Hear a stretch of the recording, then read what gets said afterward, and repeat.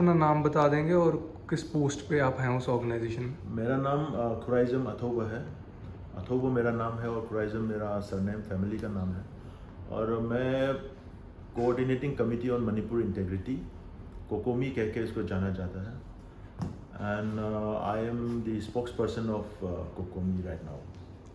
और कोकोमी कब बनी थी और कितनी ऑर्गेनाइजेशन इसके साथ जुड़ी हुई हैं और क्या कुछ इसका इतिहास है और क्या कुछ इनकी डिमांड्स हैं? कोकोमी is a coordinating body. We came in together and formed this coordinating forum in the year 2019, and we represent around 70 different civil organizations in Manipur. It comprises of the women's organization, the mothers group, the Maira Paibis, the students group, and various human rights group and social groups. And basically our organization's main objective is to defend and protect the integrity of the state of Manipur. As you know, Manipur is a old civilization. Manipur has its own sovereign political status before becoming part of India, and Manipur has its own history, its own script, its own languages, its own culture, and its own way of life. So we in the Kokomi are determined to protect and defend the identity of Manipur. तो आप कैसी identity protect करना चाहते हैं? क्या कुछ आपको लगता है कि चैलेंजेस इस वक्त हैं? अभी एथनिक क्लैश मैथीज और कुकीज़ में जो चल रहा है उसके पीछे की आप वजह क्या मानते हैं?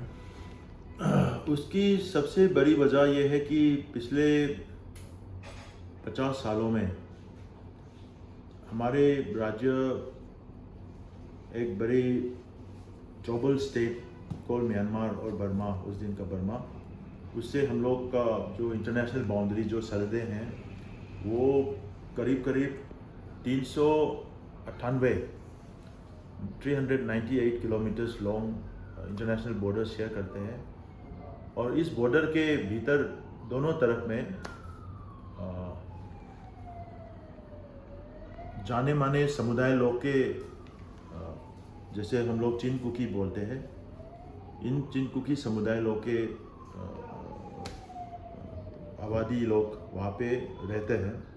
जैसे कि आपका पंजाब हो गया, इंडिया का पंजाब हो गया और पाकिस्तान का पंजाब हो गया, दोनों सरहद इस पार उस पार भी एक ही समुदाय का लोग रहते हैं। उसी तरह यहाँ भी वही हालत है, लेकिन यहाँ पे फ़र्क सिर्फ इतना है कि जितने भी लोग वहाँ उस सरहद पार से यहाँ घुसपैठ करके आया है, मणिपुर में 3 तरह की चिनकुकी माइग्रेशंस और रेफ्यूजीज़ का मसला हो गया है पिछले कई वर्षों में। उनमें से जो 1960s के बाद रेफ्यूजी स्टेटस लेके मणिपुर में जो आया,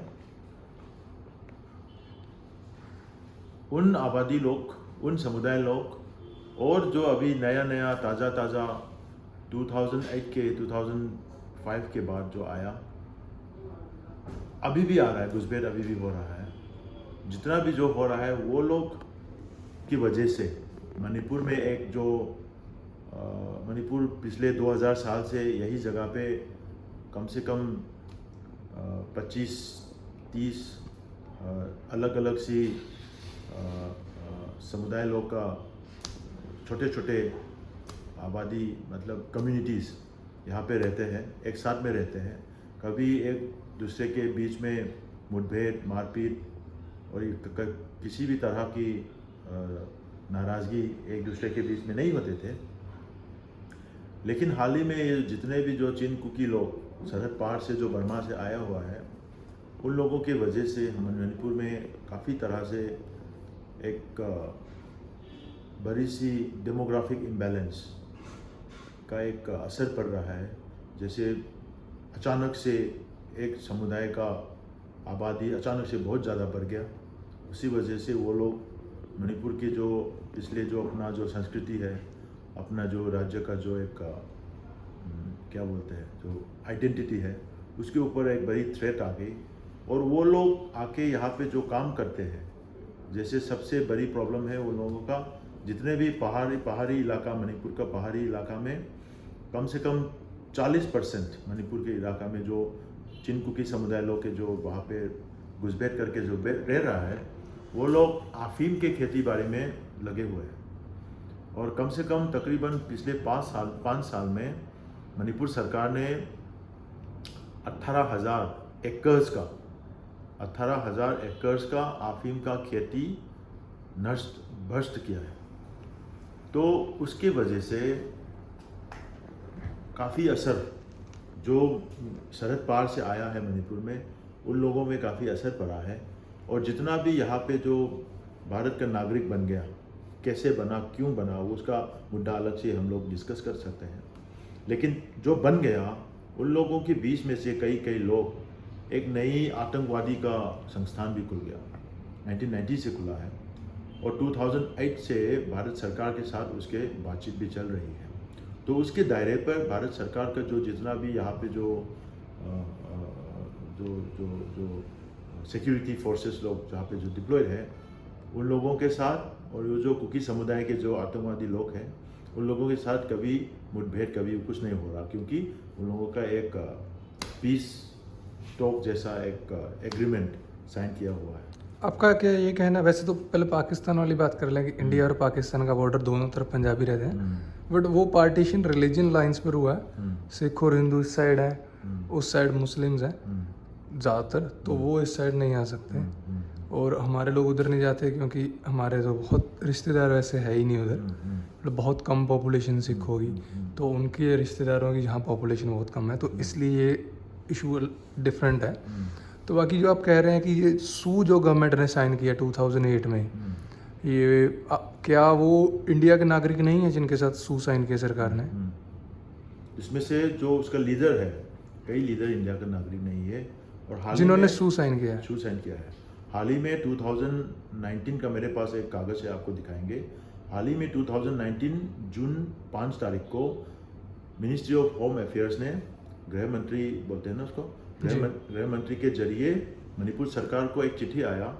उस चिट्ठी में एक जो सू का ग्रुप है ZRA, उसका जो चेयरमैन है थंगलियान पोंगविटे, उसका जो छानबीन करने के लिए, उसके बारे में चेक करने के लिए एक चिट्ठी आया है। उस चिट्ठी में लिखा, साफ लिखा है कि ये जो लड़का, ये जो आदमी जो भारत सरकार के साथ अभी बैठक चल रहा है, वो सन 1990 में म्यांमार के पार्लियामेंट का मेंबर है, ठीक है, 1990 में, और 1995 में भारत का नागरिक बन गया, और उसके पास इंडियन पासपोर्ट भी है, और उसका नाम भी वोटर लिस्ट में दाखिल है। तो भारत सरकार मणिपुर सरकार को उसके बारे में छानबीन करे और उसका जवाब देने के लिए एक चिट्ठी भेजा है। तो वही आदमी अभी भारत सरकार के साथ सू का डायलॉग चल रहा है, जोमी रेवोल्यूशनरी आर्मी। दूसरा ग्रुप का नाम क्या था? दूसरा ग्रुप है KRA और KNF। हाँ, वो सब, उसका लीडर जो है वो सब म्यांमार से ही है सभी। हाँ, उनका नाम क्या क्या है? एक का नाम है थंगबोई किपजेन, वो जो KNF का। दूसरा है डेविड हंसिंग, उसका बीवी भी अभी MLA बन गया मणिपुर ये असेंबली में। और एक का है दूसरा जो PS हॉकिप। ये सब म्यांमार से ही ओरिजिन है। ये उनका यहाँ से ओरिजिन नहीं है? हाँ, नहीं। तो फिर उनकी वाइफ कैसे MLA बन गई? वही तो, जैसे आप बता रहे थे कि पंजाब में जो धर्म के दायरे पर हुआ है, यहाँ भी तो मणिपुर में जो रह रहा है और उस तरफ जो रह रहा है, वो जात एक ही हो सकता है, लेकिन वहाँ पे वो लोग क्या धर्म चलते हैं, कैसे चलते हैं, किसी को पता नहीं। और म्यांमार सरकार के दायरे पर वो लोग एक रिकॉग्नाइज ट्राइब भी नहीं है। लेकिन जैसे ही इंडिया घुसपैठ करके आधार कार्ड बन गया, वोटर लिस्ट बना दिया, तो अचानक से वो भारत का नागरिक बन गया और शेड्यूल ट्राइब बन गया। और भारत का संविधान उसके ऊपर जितना भी जो आदिवासी शेड्यूल ट्राइब लोग को जो प्रोटेक्शन वगैरह देते हैं, वो उन लोगों को अचानक से बिना कुछ किए दे देता है। तभी से वो लोग यहाँ पे जितना भी मनमानी कर रहा है, सब उसके हित में ही चल गया, सारा व्यवस्था, सारा प्रोटेक्शन, सारा प्रिविलेज उसके हित में चल गया। तो जैसे जैसे आबादी, म्यांमार का तो हालत कैसा है आपको पता है, तो वहाँ पे जीना बहुत कठिन है। तो इस तरफ आ गया तो भारत सरकार और भारत संविधान उसको ऐसे बर्ताव कर रहा है कि वो यहाँ पे तो एकदम सबसे प्रिविलेज कम्युनिटी बन गया।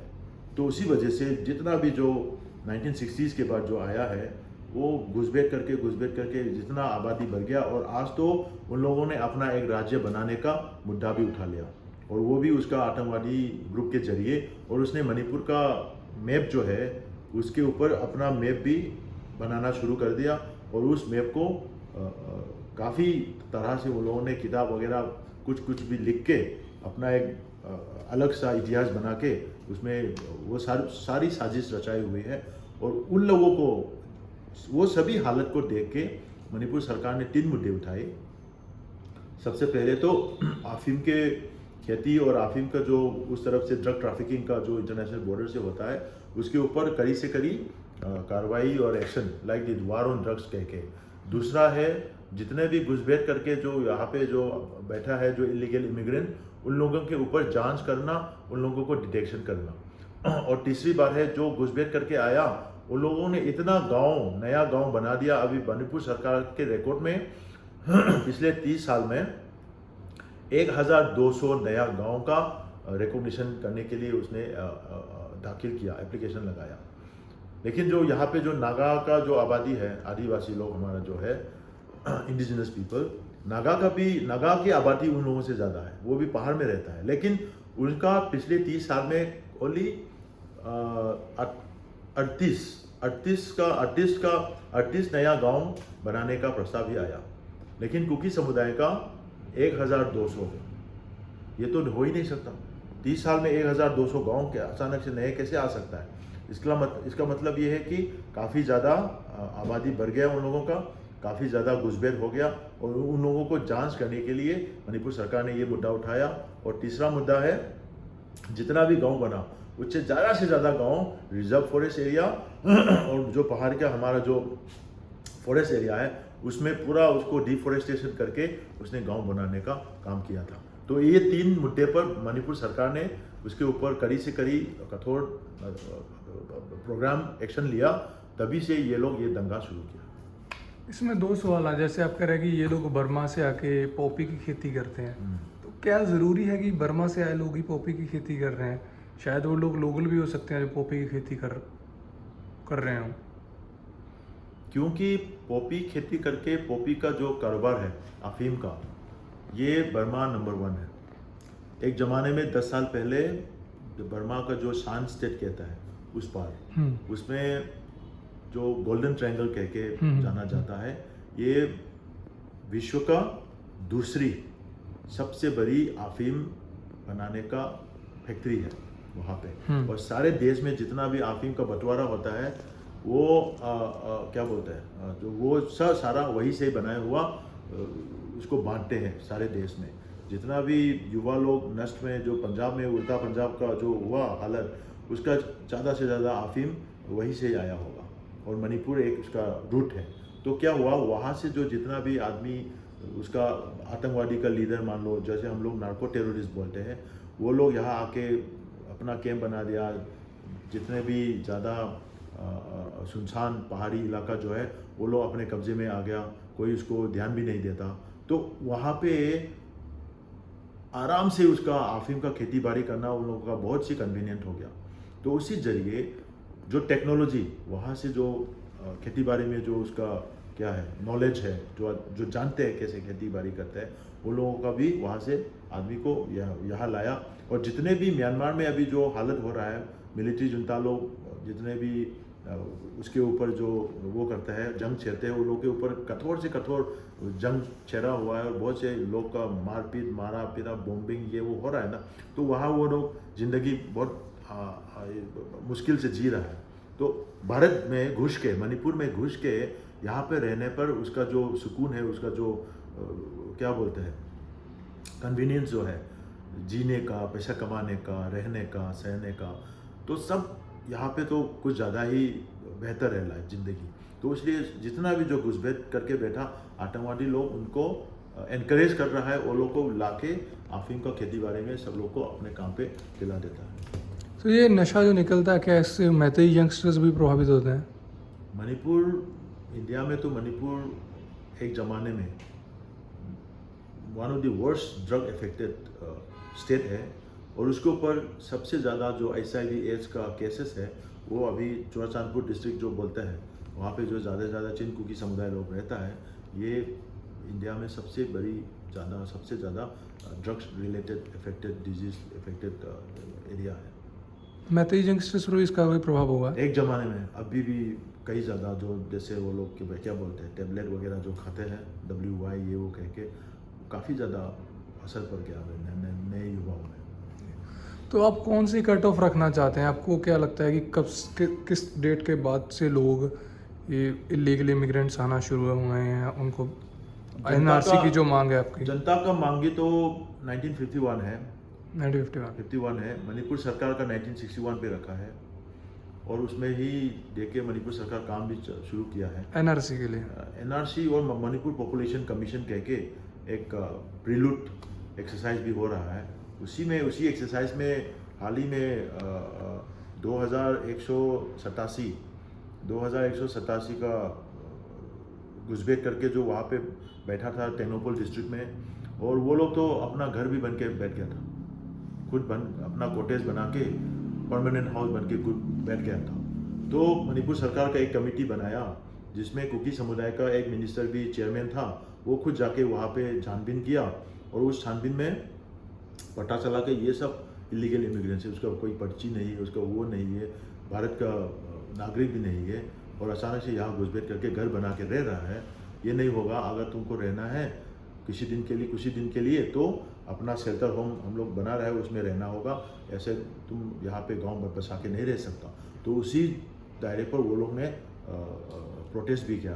फिर भी तो ये सब जो हो रहा है इसमें हर तरह से कोई लोग जिम्मेदार हैं। जैसे सरहद जो हमारे जो इंडिया म्यांमार का, मणिपुर म्यांमार का जो सरहदें हैं, इसको देखभाल करना, उसका सिक्योरिटी का जिम्मेदारी असम राइफल्स को दिया गया है, लेकिन इतना घुसपैठ हो रहा है, असम राइफल काम नहीं कर रहा लगता है। वो तो फ्री वीजा रेजिम भी एक है कि वो तो 16 किलोमीटर्स का जा सकते हैं, 16 किलोमीटर्स का फ्री मूवमेंट वो है, लेकिन मूवमेंट करके 2-3 दिन से ज़्यादा नहीं रह सकते। लेकिन जैसे घुस गया फिर गायब हो गया, कोई इसका छानबीन भी नहीं करता। तो उसी वजह से लगातार पिछले 30-40 साल में बहुत ज़्यादा घुसपैठ है। चलो सेंसस भी होता रहा होगा, हर 10 साल बाद सेंसस होता, इस बार वाला कोविड के कारण लेट हो गया। तो सेंसस में हर बार कुकी पॉपुलेशन ग्रोथ क्या दूसरी कम्युनिटी से ज़्यादा रही है? नहीं, सेंसस तो हेड काउंट है जी। सेंसस में आइडेंटिटी चेक नहीं करते। ओके।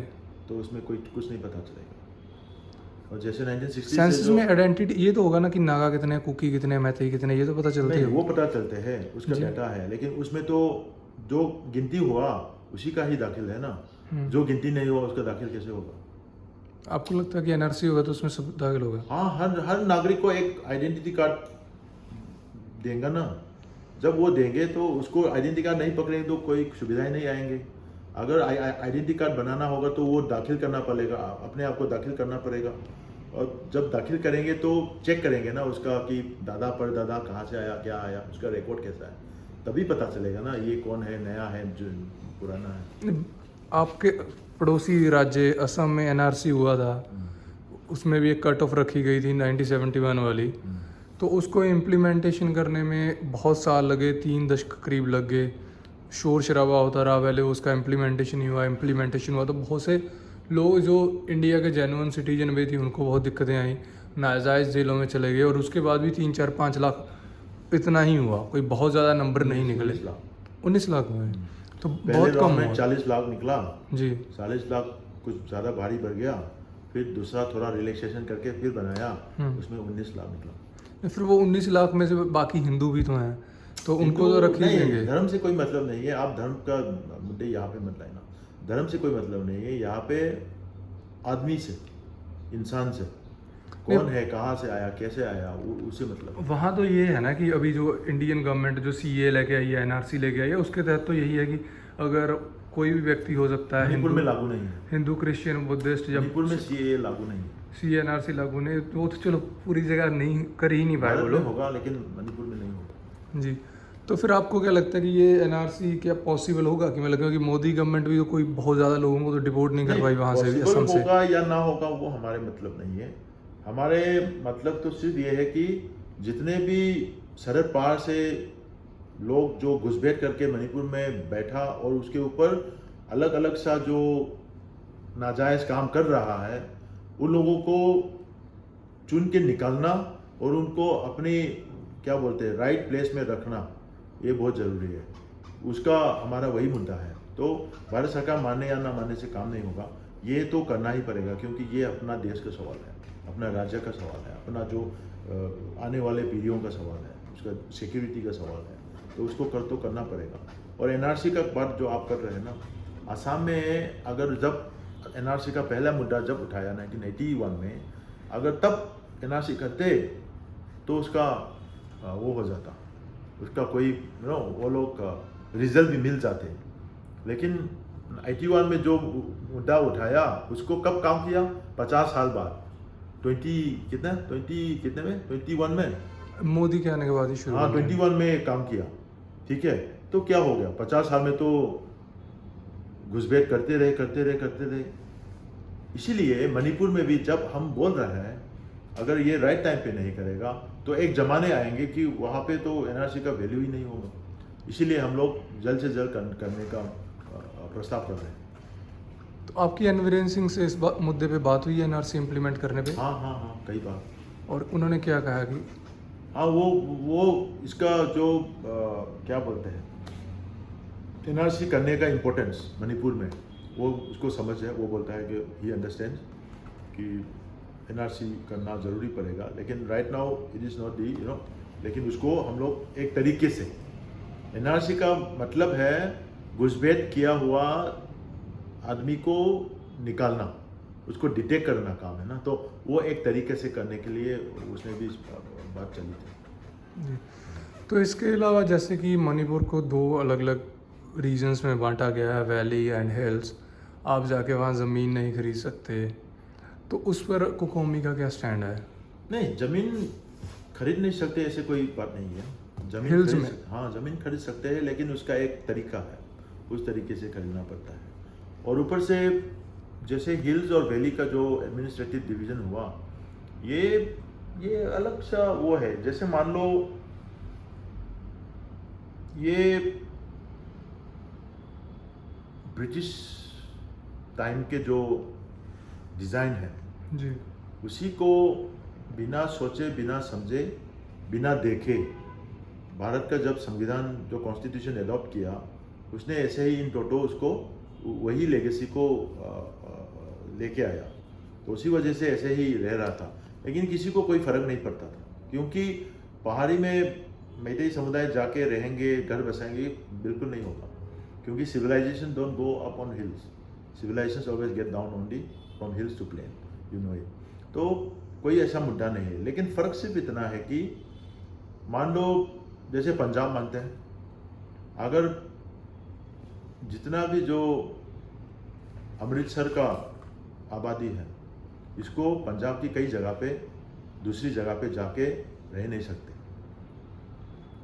जी, कुछ काम नहीं कर सकते। और मान लो ज़मीन खरीदने के भी एक तरीका बना के अलग सा प्रोसेस करके रख दिया, लेकिन सारा पंजाब आके अमृतसर में कुछ भी कर सकते हैं, तो अमृतसर का जनता क्या कहेंगे? क्या कहेंगे आप बताइए ना। तो वही जो उसमें जो क्या बोलते हैं, आपका कहना है कि जो पहाड़ के लोग हैं वो आके वैली में ज़मीन खरीद सकते हैं, कुछ भी कर सकते हैं। हाँ, उससे आपको वैली मैतेई का रिजर्व नहीं है। वैली मणिपुर का सारी जनता का, सारे आबादी का जगह है, लेकिन मैतेई का जगह नहीं है।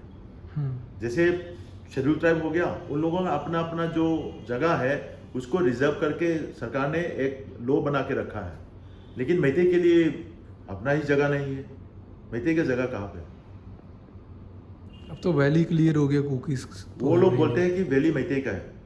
अगर वैली मैते का तो इतना यहाँ पे 300 से ऊपर चर्च कैसे बन गया? यहाँ कुकी का और नागा का भी मान लो, जितना भी जो ट्राइबल लोग हैं, क्रिश्चियन लोग हैं, उन लोगों का गांव यहाँ पे ज़्यादा से ज़्यादा कितना होगा? कम से कम 3-4 लाख पॉपुलेशन यहाँ पे है। नागा का भी है, कुकी का भी है, मुस्लिम का भी है। अगर ये मैते का हुआ तो वो लोग यहाँ रहते, सारा मैते का क्यों नहीं होता? असल में इम्फाल का जो जगह है, मणिपुर का जो वैली का जगह है, ये सारा मैते का नहीं है, ये सारा मणिपुर की जनता का है। और जो पहाड़ का जगह में जो शेड्यूल ट्राइब लोग रहता है, ये अपने अपने जगह में शेड्यूल ट्राइब का दायरे पर वो रिजर्व है। समझ गया आपको? जी। तो वही मामला है। तो हम वही बोल रहे थे ना, जितना भी आबादी अमृतसर के लोग पंजाब में कुछ नहीं कर सकते, सारा पंजाब अमृतसर में कुछ भी कर सकता है, तो अमृतसर वाला क्या बोलेंगे? यही मुद्दा आप एक बार सारे भारत चलो को वहाँ तो कोई रोक नहीं है, कोई कहीं भी जाके वही बच तो। सकता है। अगर ऐसे एक लागू ऐसे एक बन गया तो क्या होगा? अमृतसर लोग क्या कहेंगे, आप बताइए ना। वो तो हिमाचल में है कानून, वो आके कर ही सकते हैं, पंजाब में पंजाब वाले वहाँ जाके नहीं बच सकते। वही तो। तो अब मुझे ये बताइए, अभी चर्च की बात आई है, नागास की बात आई है, 2 सवाल है। पहले चर्च की बात कर लेते हैं कि क्या ये मणिपुर का जो कन्फ्लिक्ट है, जैसे कि इंटरनेशनल न्यूज़ ऑर्गेनाइजेशंस ने कवर किया है कि चर्चेस तोड़े गए, तो कुछ जगह खबर ये भी आई कि मंदिर भी तोड़े गए।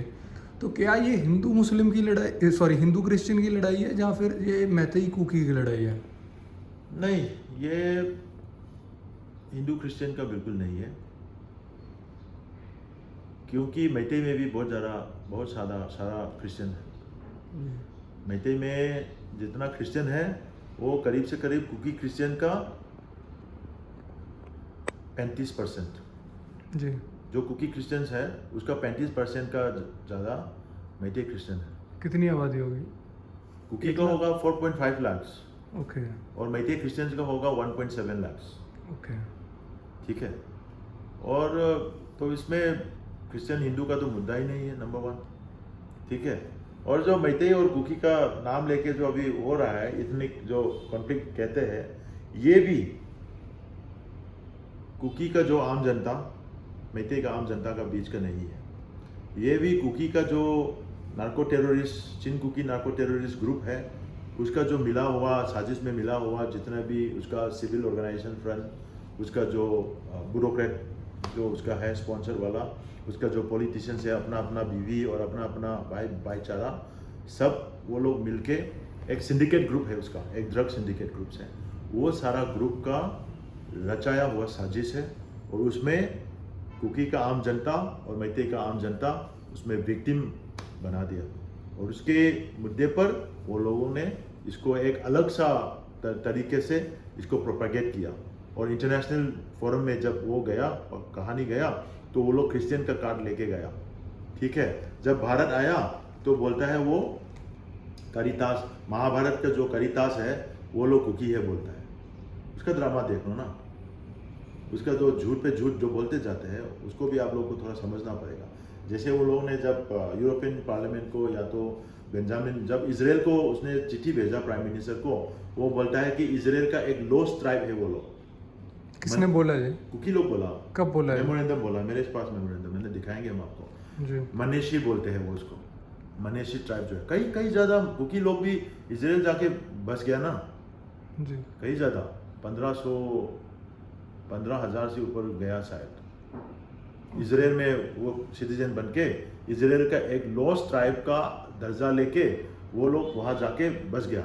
और इस हाल ही में इस मुद्दे पर जब ये घटना हुआ, तो वो लोग एक चिट्ठी लिखा इजराइल के प्राइम मिनिस्टर बेंजामिन नेतन्याहू को। फिर वो अपने आप को परिचय ऐसे देता है कि वो इजराइल का एक लॉस्ट ट्राइब है, हम उन लोगों को मनेशी कह के जानना चाहता है। ठीक है। ये हो गया जब इजराइल को लिखा। जब यूरोपियन पार्लियामेंट को वो लोग ने लिखा, तो वो बोलता है कि क्रिश्चियन माइनॉरिटी ट्राइबल्स को मैते हिंदू ने अटैक किया। ठीक है।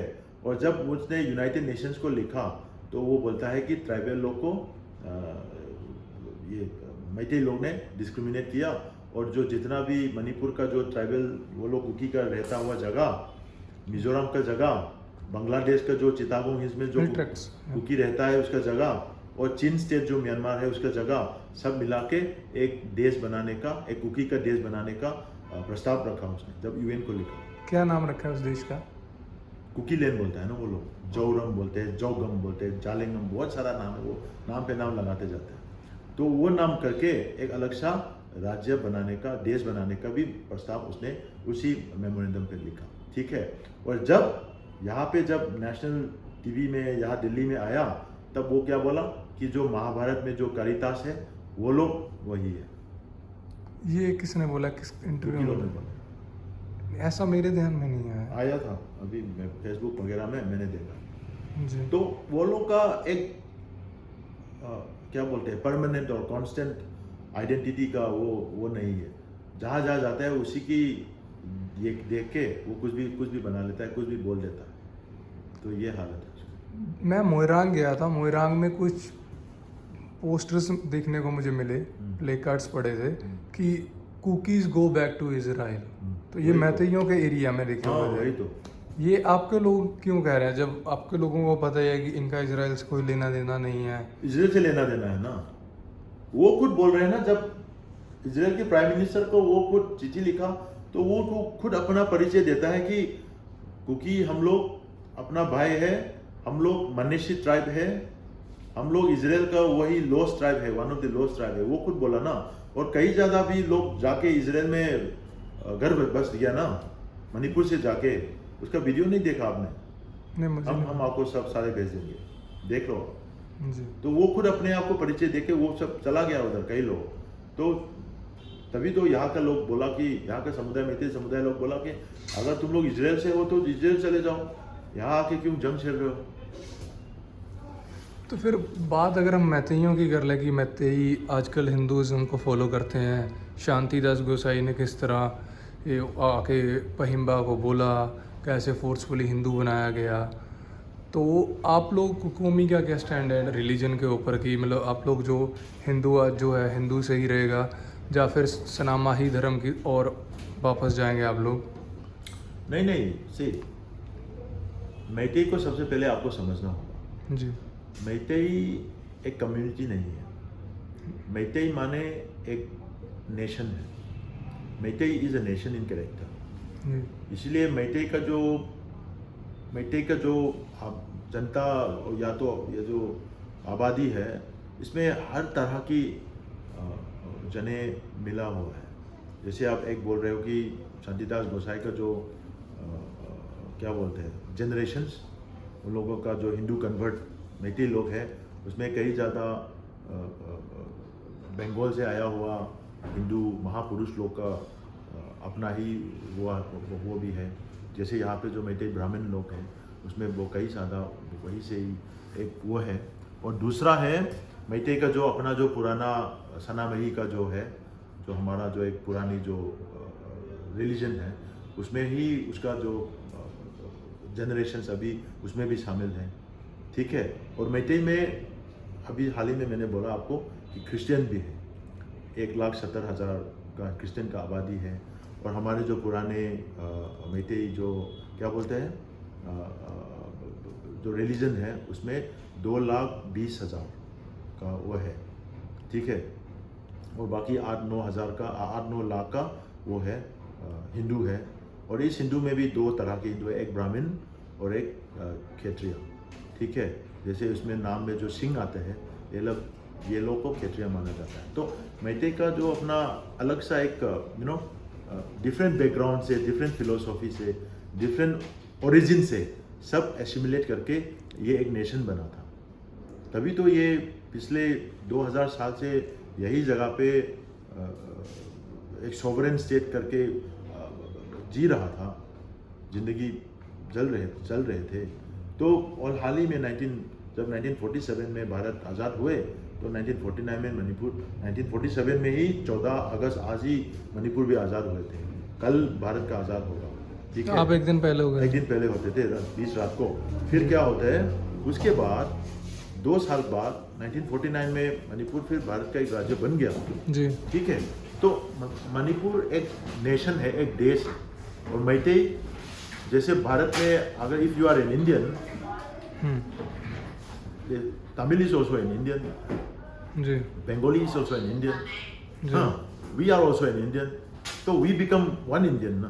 In the same manner, Meitei means the nationhood. It's not a community. जैसे कुकी को हो गया, जैसे नागा को हो गया.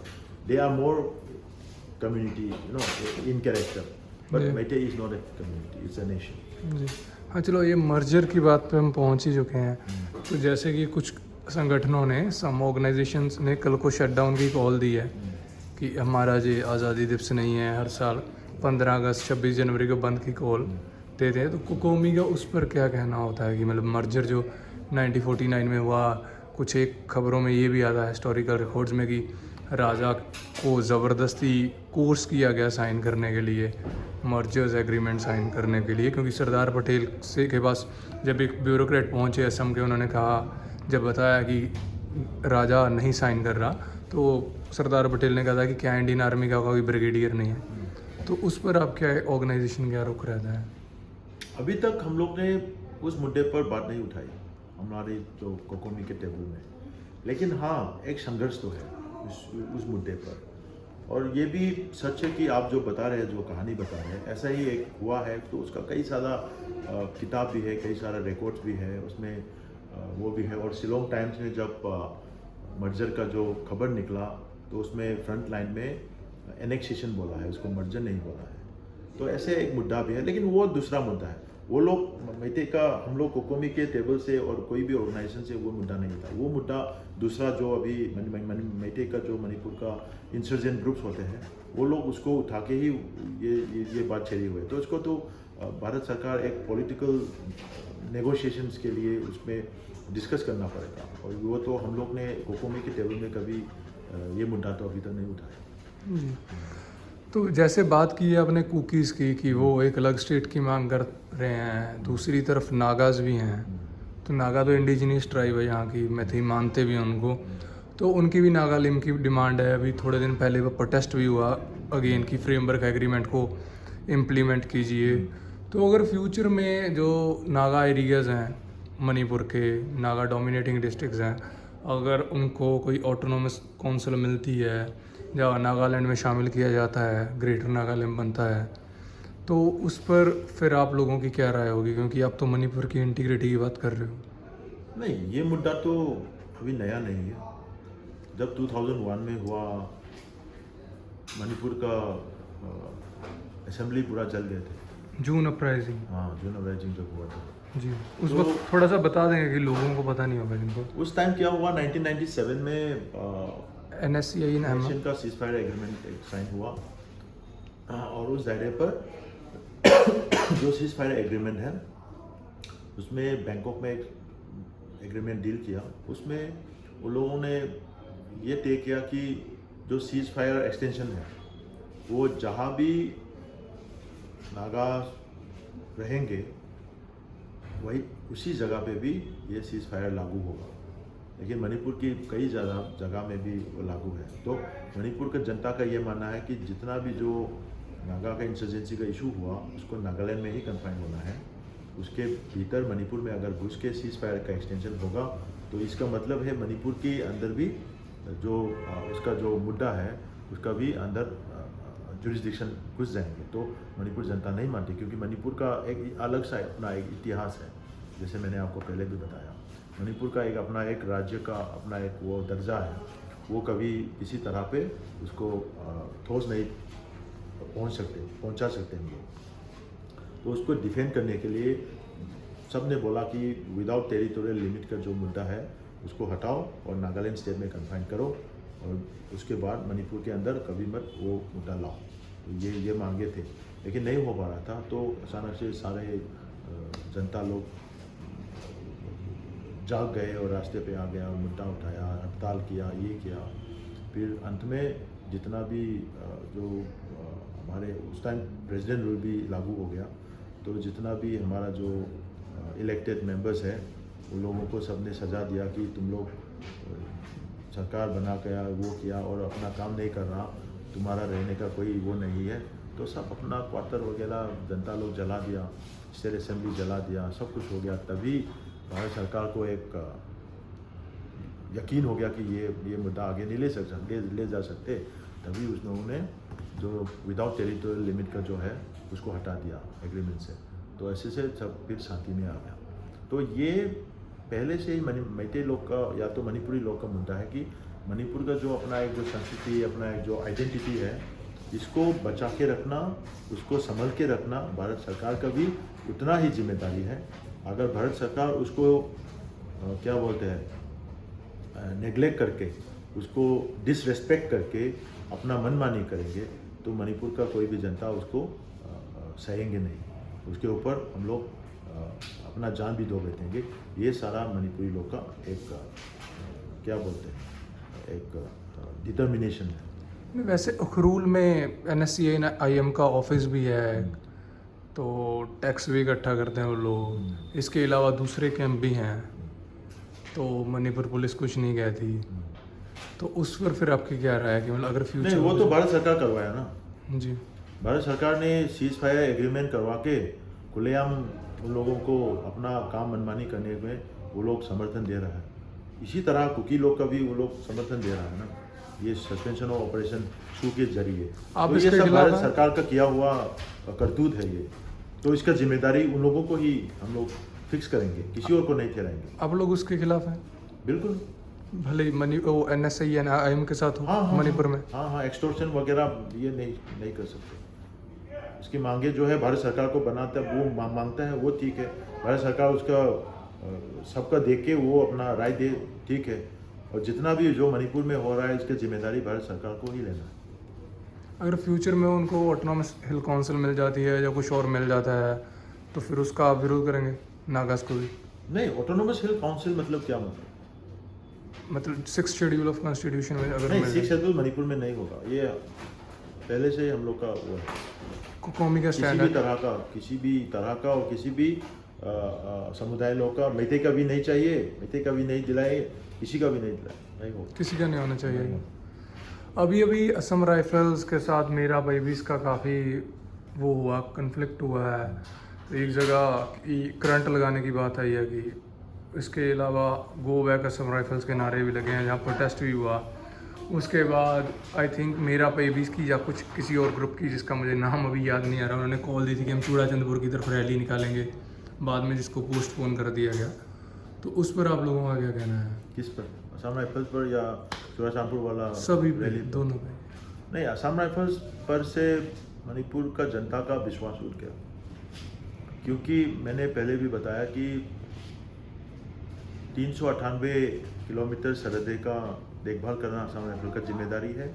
वो काम नहीं किया, इसलिए जितना भी घुसपैठ और उसके अफीम का खेती बाड़ी, ये सब असम राइफल का कैंप के सामने, उसके आँख के सामने, उसके नाक के पीछे सब हो रहा है। तो ये सब देखते देखते उसको करवाना, उसको देख के रहना और उसके ऊपर कोई भी जांच नहीं करना, तो सब लोग उसके बहुत नाखुश है असम राइफल्स के जो करतूत पे।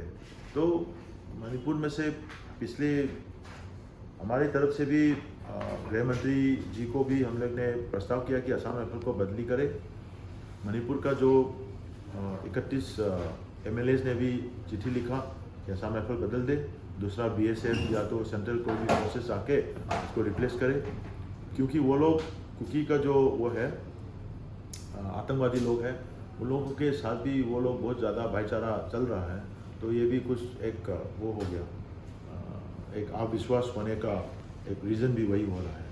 और जितना भी जो वहाँ पे घुसपैठ करके जो हम लोग ने मणिपुर सरकार ने जो निकाला 2187 वगैरह जो नंबर का, वो भी सब असम राइफल को ही पता है। तो ये सब जिम्मेदारी वो लोग भी कुछ तरह से वो भी जिम्मेदार है, इसीलिए सब उसके ऊपर से विश्वास उठने लगा है।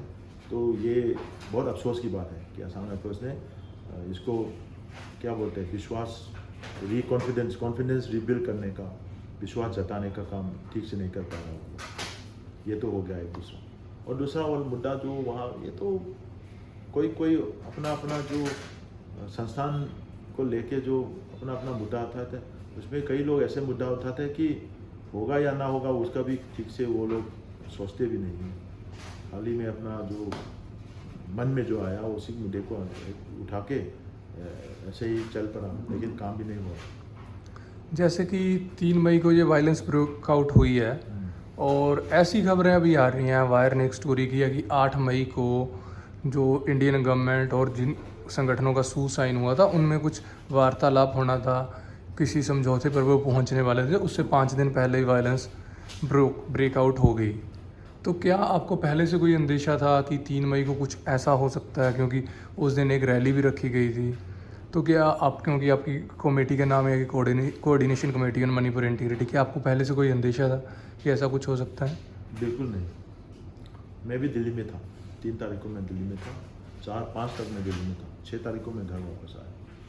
और हमारे जनरल लोग हैं वो लोग भी ध्यान में नहीं था कि ऐसा कुछ होगा, लेकिन उन लोगों को पता है, क्योंकि जब 28 और 29 अप्रैल को वहाँ पे दंगा हुआ था मणिपुर पुलिस और उसके साथ, उसने जितना भी जो चुराचांदपुर का जो टाउन है उसमें जितना भी जो सीसीटीवी कैमरा का जो इंस्टॉलेशन जो हुआ है सब तोड़ दिया उन लोगों ने, क्योंकि उन लोगों को पता था कि 3 में से वो लोग कुछ करने वाला है।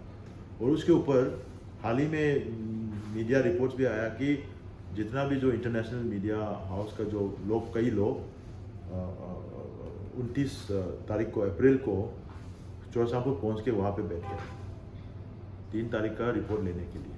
और अचानक से जैसे 3 तारीख का घटना हुआ, शाम तक तो सारे देश में सारे न्यूज़ चैनल पे इसका खबर पहुंच गया फट से, क्योंकि वो लोग सब तैयार करके रखा है कि ऐसा करो, फिर एकदम अचानक से भेजो। लेकिन मणिपुर में जब इम्फाल में जब वो हुआ, वो तो रात को 7 बजे जब जितना जो वहाँ के जो घर जलाने का, मारपीट करने का, तोड़ने का जो वीडियो जो सोशल मीडिया में निकलते थे, उसको देखे ही इम्फाल वाला यहाँ का जो वॉलंटियर्स तो वो निकल के रात को 7 बजे तभी यहाँ पे कुछ दंगा शुरू हुआ। तो उन लोगों को पता है कि 3 तारीख में को, और हम लोग को खबर ये भी मिला है कि जो मणिपुर सरकार के जो उसमें टॉप ऑफिशियल्स जो है जो कुकी समुदाय का, वो लोग 25 अप्रैल को उस टाइम में उस समय सबने अपना अपना कैजुअल लीव लेके भाग गया। ऐसा कोई रिकॉर्ड है? रिकॉर्ड आप साझा कर सकते हैं, शेयर कर सकते हैं? नहीं, वो हम नहीं कर सकते, आप वहाँ जाके ले सकते हैं, RTI करके ले सकते हैं। कौन कौन से ऑफिशियल्स हैं, कुछ नाम बता सकते हैं? है बहुत, लेकिन हम नाम नहीं लेंगे, जरूर नहीं, क्योंकि वो इन्वेस्टिगेशन में सब निकलेगा। हमने रिपोर्ट बना दिया है उसके। आपने बना दिया? किसके साथ शेयर किया आपने वो? ऑफिशियल्स। अच्छा है। तो कोई आपकी तरफ से फिर जैसे 3 तारीख को वायलेंस ब्रेकआउट हुए, आपने देखा, आपको पता चला, आप बाहर ही थे, इंटरनेट से स्टोरीज वीडियो पहुंच ही गया होगा कि वायलेंस हो रहा है, दोनों कम्युनिटीज़ के बीच नुकसान हो रहा है, लोग मर रहे हैं, घर जलाए जा रहे हैं, बिजनेस फूक दिए गए हैं। तो आपकी ऑर्गेनाइजेशन की तरफ से कोई पीस बिल्डिंग के लिए कोई एफर्ट हुआ कि कुकी कम्युनिटी के साथ बैठते हैं, कुकी एनपी के साथ इसको सॉर्ट आउट करते हैं? जैसे अभी मैं आपकी की ऑर्गेनाइजेशन के किसी ऑफिशियल के साथ बैठा था, मुझे नाम नहीं उनका यार, तो उन्होंने बोला कि हम 5 तारीख को बैठे थे, मिले थे कि पीस के लिए। तो ऐसा कुछ हुआ? सबसे पहला शांति दिलाने का, पीस रिस्टोर करने का काम कोकोमी ने किया है। जैसे हम 6 तारीख को आ गए, 8 तारीख को असम राइफल्स के साथ मिलके जितना भी जनता उस तरफ और इस तरफ जो फंस के जो रह गया, स्ट्रैंडेड होके, जहाँ पे जो असम पुलिस कैंप में, रिजर्व कैंप में, आर्मी कैंप में जो फंस के रह गया, करीब करीब 9,000 लोग कुकी जनता का, हम लोगों ने उसको इवैक्यूएट किया और चौसानपुर भेज दिया, कांपूपी भेज दिया। 6 तारीख 8, 9, 10, 11 चार दिन में उन लोगों को अपना अपना सुरक्षित जगह पे पहुंचा दिया, और वहाँ से भी जितना जो लोग फंस गया उन लोगों को सुरक्षित जगह घर वापस लाए। ये काम हम लोग कोकोमी ने किया है। उसके बाद हमने कई सारा जो कुकी का जो लीडर लोग है उससे भी बातचीत की, मीटिंग की, लेकिन वो लोग कोई ऐसे माहौल पे नहीं आया कि बैठक करके ये हादसा इसको सुझाव लाने का कोई अटेम्प्ट करे, कोशिश करे। उसमें वो लोग समर्थन ज़्यादा नहीं दे रहे थे।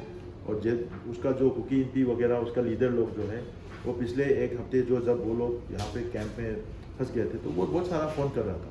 तो जैसे ही अपना सुरक्षित जगह पहुँच गया तब से उसने फ़ोन कटा दिया और भाई कम्युनिकेशन बंद कर दिया। बात हो रही थी पहले आपकी? पहले होती थी, मीटिंग्स भी हो रही थी? मीटिंग्स में होती थी। कोई मिनट्स पड़े हैं उसके? हाँ, मेरे पास है। आप शेयर कर सकते हैं?